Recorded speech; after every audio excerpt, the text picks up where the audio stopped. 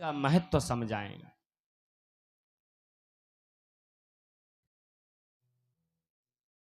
तो भगवान कहते देवियों ये पतिव्रता नारी का लक्षण नहीं है। जानते हो स्त्री का सबसे बड़ा कर्तव्य क्या है? माताओं बहनों का धर्म क्या है? ध्यान से सुने। हमारी माताओं बहनों का धर्म है दुशीलो दुर्भगो वृद्धो जड़ो रोगी धनो पीवा। बोले पति कैसा भी क्यों ना हो, चाहे धन से हीन हो, चाहे जड़ हो, चाहे रोगी हो, चाहे वृद्ध हो, लेकिन किसी भी परिस्थिति में स्त्री का कर्तव्य नहीं बनता कि अपने पति का त्याग करे। हर एक परिस्थिति में स्त्री का कर्तव्य है कि अपने पति के साथ रहे। काय वचन मन पति पद प्रेमा। काया से, मन से, वचन से, वाणी से पति की सेवा करो। और पत्नी का ये धर्म भी है, तभी तो उसे धर्म पत्नी कहा गया है कि जो पति के साथ दे। पत्नी का मतलब बोले पत्नी जो पति का पतन ना होने दे। है?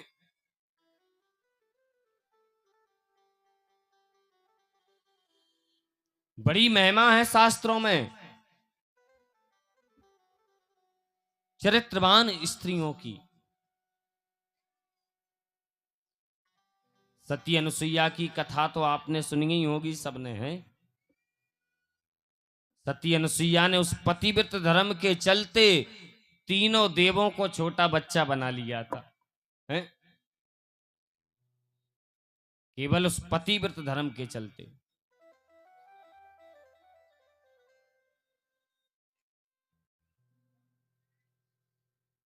और वास्तविक में अगर आज भी हमारी माताएं बहनें उस पतिव्रत धर्म का पालन करती हैं तो आज भी उस पतिव्रत धर्म की शक्ति कम नहीं हुई है।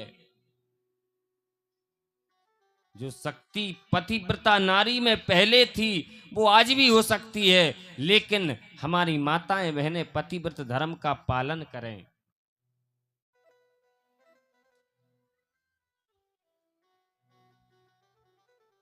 अब तो शायद एक आध ही कोई ऐसा व्यक्ति होगा जिसके घर में पति पत्नी में वो परस्पर प्रेम बना होता हो। है?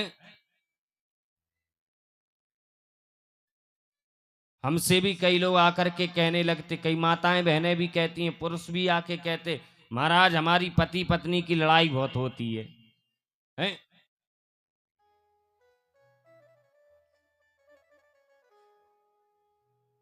अरे भाई लड़ाई तो होगी ही, क्योंकि पति अपना कर्तव्य भूल गया है और पत्नी अपना कर्तव्य भूल गई है। पति अपना धर्म भूल गया है, पत्नी अपना धर्म भूल गई है। पति का भी धर्म है। पति का धर्म क्या है? बोले पति का धर्म है कि अपनी पत्नी को देवी का दर्जा दे।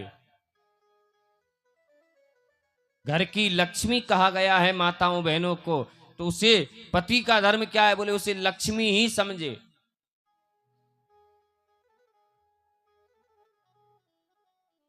और हमारी माताओं बहनों के तो कितने रूप हैं। कभी बहन बनती हैं, कभी मां बनती हैं, कभी बेटी बनती हैं, कभी पत्नी बनती हैं। हैं?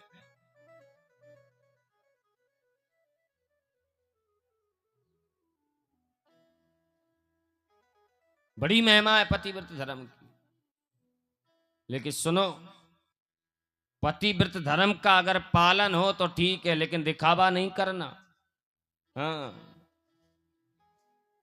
दिखावा तो महंगा पड़ जाता है। एक गांव में दो पति पत्नी रहते थे।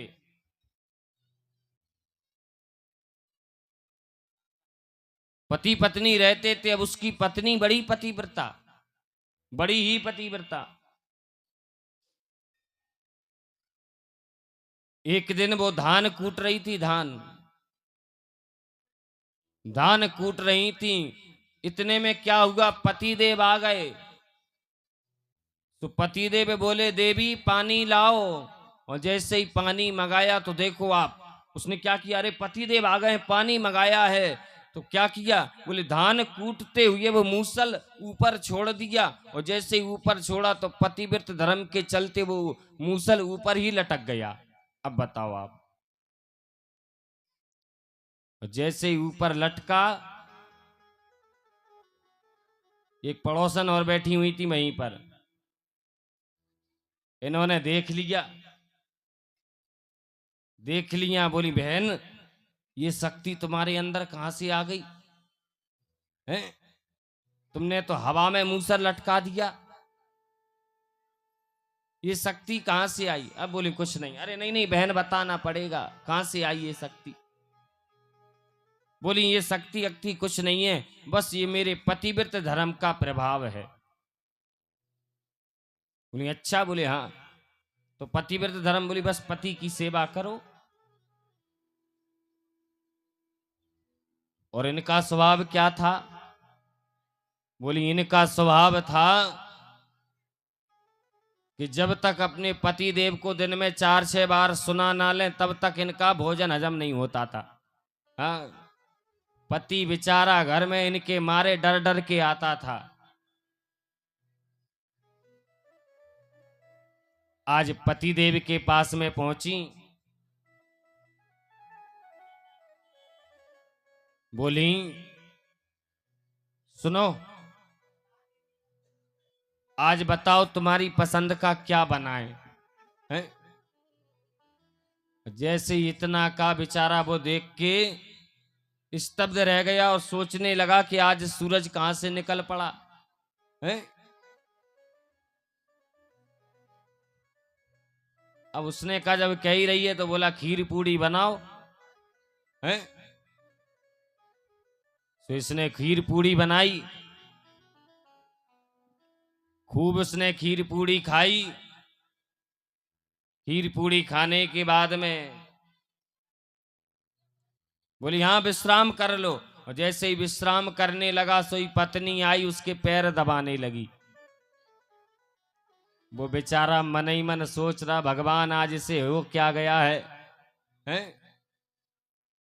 ये बिल्कुल सती सावित्री कहां से इसके अंदर प्रवेश कर गई आज। थोड़ी देर चरण दबाए, अब बोली सुनो,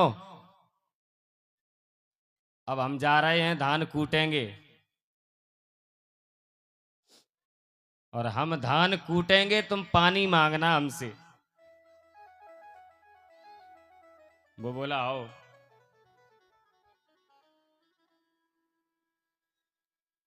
तो धान कूटने लगी, अब उसने आवाज लगाई पति देव ने, देवी पानी लाओ। और जैसे ही पानी मंगाया सोई इसने मूसल ऊपर छोड़ दिया, और जैसे ही ऊपर छोड़ा देखने लगी, देखें तो लटका के नहीं। और जैसे ही ऊपर देखा तो मूसल आके मोई पे गिरा, और जैसे ही मुंह पे गिरा 2 दांत टूट गए इसके। पतिदेव ने आवाज लगाई देवी पानी तो लाओ, बोली ला रहे हैं। इसने वो मूसल उठाया और 2 धमक दिए पतिदेव की पीठ में है? तो ये दिखावा नहीं होना चाहिए। अगर वास्तविक में उस पतिव्रत धर्म का पालन करो तो आज भी वही शक्ति उस पतिव्रत धर्म की है, आज भी वही शक्ति है। भगवान बोले देवियों ये ठीक नहीं है, जाओ यहां से। भगवान उपदेश करने लगे, बोले देवियों सुनो, ये गांव में पति पत्नी रहते थे, दोनों अग्निहोत्री थे। अग्निहोत्री का मतलब बोले जिनके घर में प्रतिदिन हवन होता हो वो अग्निहोत्री हैं। अब बोले जिसके घर में प्रतिदिन हवन होगा, बोले हवन की वेदी तो प्रज्वलित रहेगी ही। हवन की वेदी प्रज्वलित थी। आज पति देव गए वन में, वन में गए, और वन में लकड़ी काट के लेकर के आए, लकड़ियों को घर के बाहर रख दिया। घर के अंदर जैसे ही प्रवेश किया, पत्नी ने देखे पतिदेव आए हैं, पंखा झलने लगी। गर्मियों का समय, पंखा करने लगी। अब उनकी आंख लग गई, थकावट तो थी ही, आंख लगी तो पत्नी की गोदी में सर रख लिया और सोने लगे। अब ये तो सो गए। अब इतने में क्या होगा कि उसका एक छोटा सा बच्चा था, वो खेलते खेलते हवन की वेदी के पास पहुंच गया। उसने जैसे ही देखा, हाय राम, कहीं मेरा बच्चा हवन की वेदी में ना गिर जाए, क्या करें? अगर बच्चे को उठाने के लिए जाती हूं तो मेरा पतिव्रत धर्म नष्ट होता है। पतिदेव आराम कर रहे हैं, जग जाएंगे। और अगर नहीं गई तो कहीं मेरा बच्चा हवन की वेदी में ना गिर जाए। अब वो कुछ विचार करती, सोच पाती, इतने में तो वो अग्नि प्रज्वलित है उस वेदी में, और पता है क्या होगा? बोले उस वेदी में उसका बच्चा गिर गया। जैसे ही गिरा, उसने आंखें बंद कर ली। हे प्रभु, अब आपका सहारा है। पति के चरण दबाती रही। 1-1.5 घंटे के बाद में जब पति देव की आंख खुली, जैसे ही वो उठ के बैठे, अब ये खड़ी हुई, दौड़ती दौड़ती हवन की वेदी के पास में पहुंची तो भगवान बोले, देवियों पता है, उस हवन वेदी में उसका बच्चा खेल रहा है। देखो, पतिव्रत धर्म ने उस अग्नि को भी शीतल बना दिया। ये पतिव्रत धर्म की सामर्थ्य है। हमारी माताएं बहनें अपनी शक्ति भूल गई हैं? हर एक परिस्थिति में पति का सम्मान करो, उस पातिव्रत धर्म का पालन करो।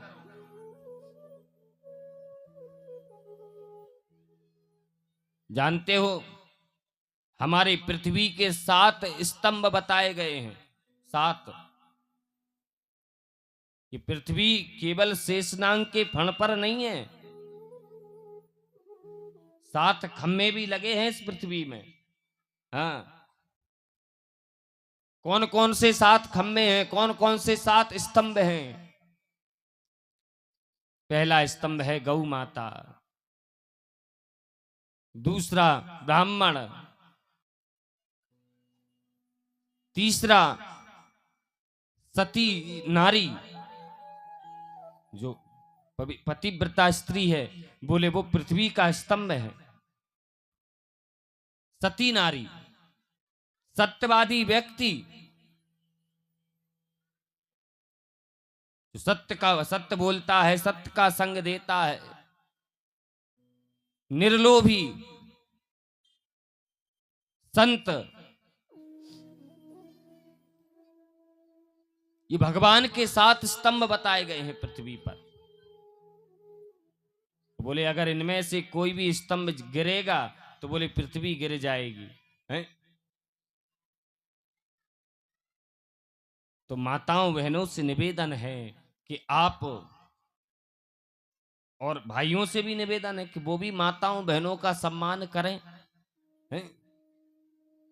वो भी समझे कि ये लक्ष्मी का स्वरूप है। और सुनो, अगर घर में रहने वाली स्त्री को लक्ष्मी मानेंगे तो घर में लक्ष्मी की कमी नहीं होगी। और माताएं बहनें भी घर में लक्ष्मी बन करके ही रहें। एक तो होती हैं लक्ष्मी और एक होती हैं कुलक्ष्मी, दरिद्रता। लक्ष्मी कौन होती हैं? बोले जो सुबह जाग करके स्नान आदि से निवृत्त होकर भगवान की सेवा पूजा करती हैं, भगवान की सेवा करती हैं, पूजा करती हैं, फिर कहीं जाकर के रसोई घर में प्रवेश करती हैं, हैं?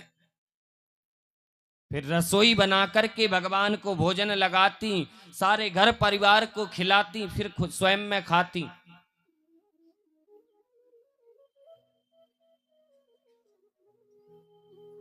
जो दिन में नहीं सोती हैं और रात में जूठे बर्तन पड़े हुए नहीं रखती हैं, वो लक्ष्मी है।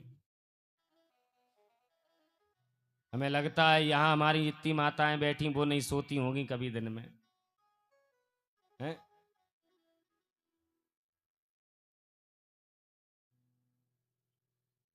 अब कहो कि महाराज हमारी तो आदत बनी हुई है, हैं? कई लोग कहते हैं अगर हम दिन में ना सोएं तो बीमार हो जाते हैं। तो अगर आदत ही बनी है तो 10-20 मिनट सो लो, आध घंटे सो लो। ऐसा नहीं कि 4-4 घंटे सोते रहो, हैं? तो रात्रि में कभी जूठे बर्तन नहीं छोड़ना चाहिए। ये लक्ष्मी, और बोले जो कुलक्ष्मी होती हैं वो बोले सुबह जाएंगी तो पहले सीधे रसोई घर में पहुंचेंगी, हैं? ना स्नान ना पूजा कुछ नहीं, रसोई घर में पहुंची ऐसे ही भोजन बन गया, ऐसे ही भोजन खब गया, दिन भर सो रही हैं, रात में जूठे बर्तन पड़े हुए हैं? ये माताओं बहनों का चरित्र नहीं, ये लक्ष्मी का चरित्र नहीं है। क्योंकि जानते हो लक्ष्मी और दरिद्रता दोनों सगी बहनें हैं। हाँ, तो माताओं बहनों को लक्ष्मी बनना है, दरिद्रता नहीं बनना है। क्योंकि अगर दरिद्रता बनेगी तो घर में दरिद्रता आएगी, दरिद्रता आएगी। लक्ष्मी बनो। गोपियों को भगवान बड़ा उपदेश कर रहे हैं। गोपियां बोली महाराज सुनो ऐसी एक दो कथाएं तो हम भी जानते हैं। गोपियां कहने लगी महाराज एक गांव में दो पति पत्नी रहते थे। अब पतिदेव जब नौकरी के लिए जाने लगे अपनी पत्नी से बोले देवी अब मैं नौकरी के लिए जा रहा हूं, अब आज से तुम मेरी फोटो की पूजा करना। अब वो बड़ी पतिव्रता नारी प्रतिदिन अपने पति की फोटो की पूजा करती। अब एक दिन क्या हुआ, बोले पतिदेव 6 महीने के बाद नौकरी से लौट के आए, द्वार पर खड़े खड़े आवाज लगा रहे हैं देवी द्वार खोलो।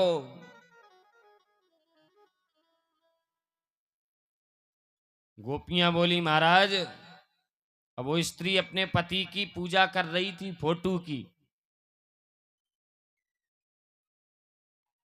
तो महाराज अब आप ही बताओ ऐसी स्थिति में उस स्त्री को क्या करना चाहिए? जाना चाहिए दरवाजा खोलने के लिए कि नहीं, हैं? क्योंकि अगर दरवाजा खोलने के लिए जाएंगी तो पति की पूजा छूट जाएगी। पूजा चल रही है फोटो की, तस्वीर की। और अगर दरवाजा खोलने के लिए नहीं जाती तो पतिदेव खड़े हैं द्वार पे, हैं?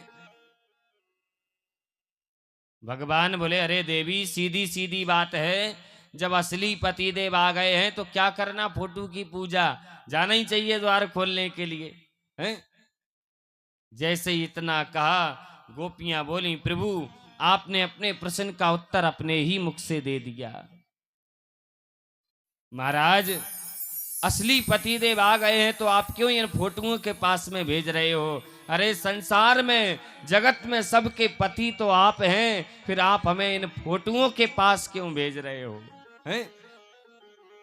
क्योंकि भगवान सबके पति हैं। पति का मतलब क्या होता है? पति का मतलब होता है पाति लोकम इति पति, हैं? और भगवान का नाम क्या है? भगवान का एक नाम है जगतपति। भगवान बोले सारे जगत के पति तो भगवान ही हैं।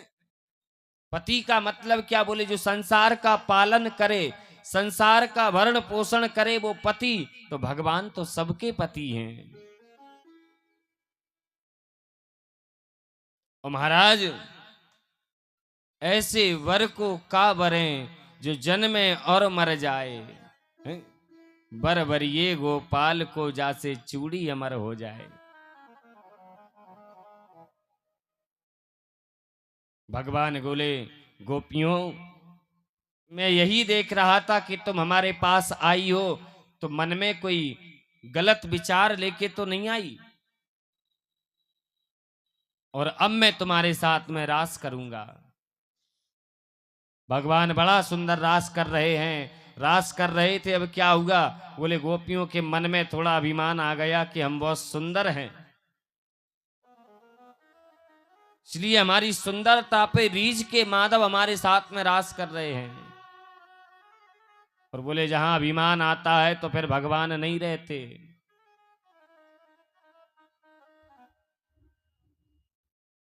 अब यहां गोपियों को आया अभिमान और किशोरी राधा रानी को आया मान।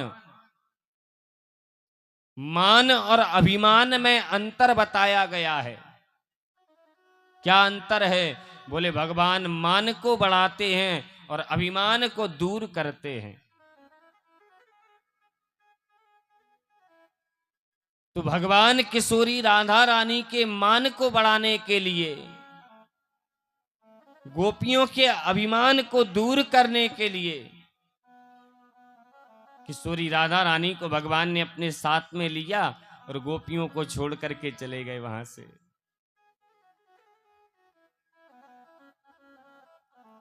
और जैसे ही गोपियों को छोड़ के गए तो गोपियों को तो ऐसा लगा कि मानो गोपियों के शरीर से प्राण निकल गए हों।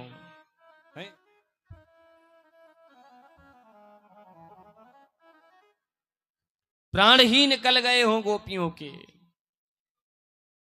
गोपियां कहती, माधव कहाँ हो, केशव कहाँ हो, गोविंद कहाँ हो।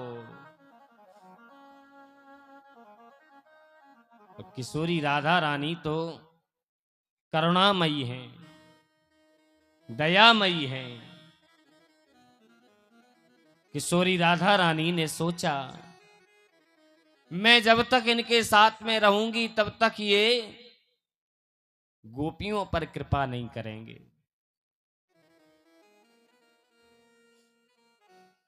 किशोरी राधा रानी बोली भगवान से, महाराज अब आप कहां लिए जा रहे हो हमें, अब हम पर तो चलो ना जावे।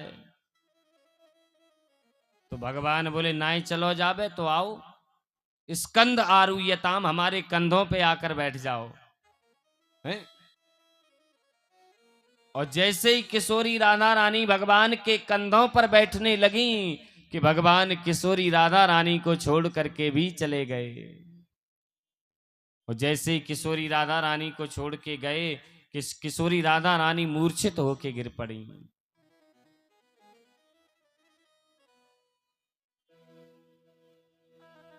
अब यहां वहां गोपियां ढूंढ रही, ढूंढती ढूंढती राधा रानी के पास में आई, इन्हें उठाया।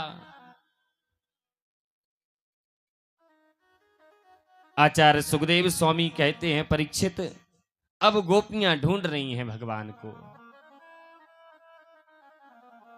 कभी यमुना से पूछ रही हैं, हे यमुना तुम बताओ वो कहां है। कभी मधुवन से पूछ रही हैं, तुम बताओ वो कहां है। कभी तुलसी से पूछ रही हैं, तुलसी से कहने लगी, हे तुलसी तुम तो उनकी प्रिया हो, हैं? अरे तुम्हें तो वो इतना चाहते हैं कि तुम्हारे बगैर भोजन नहीं करते हैं। भगवान के प्रसाद में जब तक तुलसी ना हो तब तक भगवान उसे ग्रहण नहीं करते। और भगवान को कभी बगैर तुलसी का प्रसाद लगाना भी नहीं चाहिए। जानते हो, किसी किसी बगैर तुलसी का भोजन नहीं कराना चाहिए। बोले संत को, ब्राह्मण को, भगवान को। अगर आप ब्राह्मण को घर भोजन कराते हैं तो भोजन की थाली में तुलसी जरूर हो। अगर आपकी भोजन की थाली में तुलसी नहीं हुई तो वो भोजन कैसा है? बोले विष्ठा के समान। जल में भी तुलसी डाल दो, क्योंकि अगर जल में भी तुलसी नहीं हो तो वो जल कैसा है? बोले जलम च मदरा समम, वो जल मदरा के समान है।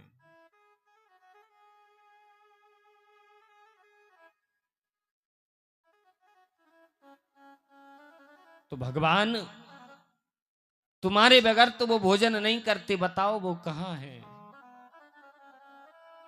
इतने में क्या हुआ, हवा का झोंका आया, हवा चली तो तुलसी का पौधा हिलने लगा। एक गोपी बोली, देखो बहन अपना सिर हिला रही है, कह रही है हमें नहीं है पता कहाँ है? दूसरी गोपी बोली, हम तो जानते ही थे, इससे पूछा क्यों, ये थोड़ी बताएगी, ये तो सौत है हमारी है, ये नहीं बताएगी। अब तो गोपियां रोते रोते ढूंढते ढूंढते पुनः पुलिन मागत्या कालिंद्या कृष्ण भावना समवेता जगु कृष्णम तदागमनम काक्षिता। गोपियां ढूंढते ढूंढते यमुना के पास में आ गई। और ये यमुना क्या है? यमुना है भक्ति। कृष्ण कौन है? बोले ईश्वर। और गोपी कौन है? बोले जीव। तो जब तक जीव यमुना रूपी भक्ति का सहारा नहीं लेगा तब तक परमात्मा कैसे मिलेगा? तो गोपियों ने कृष्ण मिलन की कामना को लेकर के एक बहुत सुंदर गीत गाया जिसे भागवत में कहते हैं गोपी गीत।